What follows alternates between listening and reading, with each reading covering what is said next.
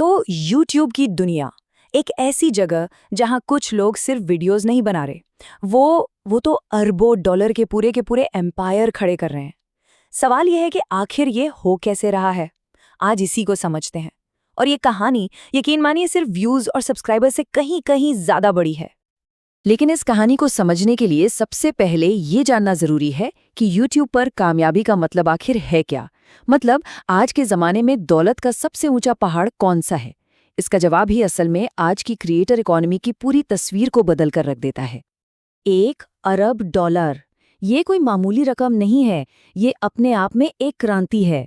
Mister beast ने सिर्फ एक रिकॉर्ड ही नहीं तोड़ा, बल्कि उन्होंने ये दिखा दिया है कि एक क्रिएटर क्या क्या हासिल कर सकता है। उन्होंने कामयाबी का एक बिल्कुल नया पैमाना सेट कर दिया है। हाँ, लेकिन मिस्टर बीस्ट इस रेस में अकेले नहीं हैं।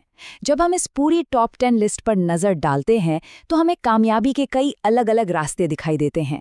हर नाम के पीछे अपनी एक अनोखी स्ट्रैटेजी है, और यही चीज़ इस लिस्ट को इतना फैसिनेटिंग बनाती है। तो चलिए पहली और सबसे बड़ी स्ट्रैटेजी से शुरू करते हैं। देखिए, टॉप लेवल की दौलत अक्सर सिर्फ वीडियो व्यूज से नहीं आती। असली खेल तो तब शुरू होता है जब ये क्रिएटर्स अपने प्लेटफॉर्म से बाहर निकलकर असल दुनिया में अपने बिजनेस एम्पायर बनाते हैं। इसको ऐसे समझते हैं, जेफरी स्टार ने अपने मेकअप ब्रांड से पूरी ब्यूटी इंडस्ट्री में हलचल मचा दी। दूसरी तरफ लाइक नास्तिया और रायन काजी, इन्होंने बच्चों की दुनिया पर राज किया और अपनी शोहरत को खिलौनों और मर्चेंडाइज के एक बहुत बड़े साम्राज्य में बदल दिया। इससे एक बात तो साफ है कि सही ऑडियंस को टारगेट करने का फायदा कितना बड़ा हो सकता है। अच्छा, अब जरा एक ऐसी स्ट्रैटेजी को देखते हैं जो पूरी तरह से एक्शन से भरी हुई है। कुछ क्रिएटर्स ने तो अपने कीबोर्ड छोड़कर सीधे बॉक्सिंग ग्लव्स पहन लिए हैं। मतलब डिजिटल दुनिया से छलांग लगाकर वो असली रिंग में उतर गए हैं। इसका सबसे बड़ा एग्जाम्पल है लोगन और जेक पॉल। सोचिए जरा, व्लॉगिंग से मिली फेम को इन्होंने एक असली हाई प्रोफाइल बॉक्सिंग करियर में बदल दिया, और इससे जो पेपर व्यू रेवेन्यू आता है ना, वो जबरदस्त है। मतलब ये लोग कंटेंट की दुनिया से निकलकर सीधे सीधे रिंग में मुकाबला कर रहे हैं। और फिर आते हैं KSI। इनकी कामयाबी के तो कई पहलू हैं।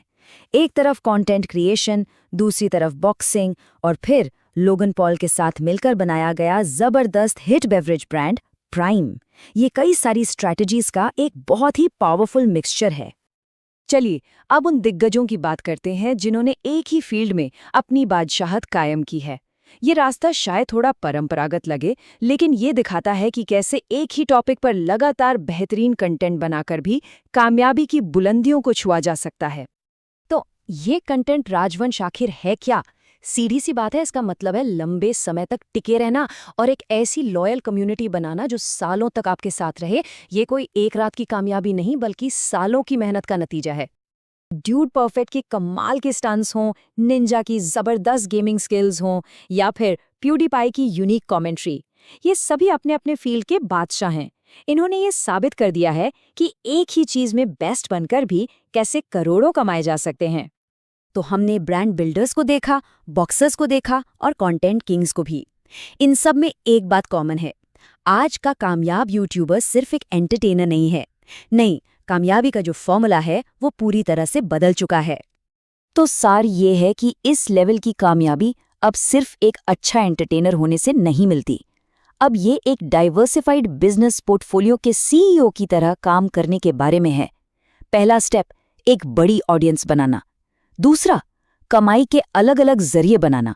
और तीसरा, प्लेटफॉर्म के बाहर अपने खुद के बिजनेस लॉन्च करना। तो अब हम एक ऐसे दौर में जी रहे हैं जहां क्रिएटर्स सिर्फ कंटेंट नहीं बना रहे हैं, वो ग्लोबल CEO बन रहे हैं। ये कहानी सिर्फ YouTube की नहीं है, ये मनोरंजन, मीडिया और बिजनेस, इन सब के भविष्य की कहानी है। असली सवाल तो ये है कि जब ये दोनों दुनियाएं एक दूसरे से टकराएंगी तो आगे क्या होगा।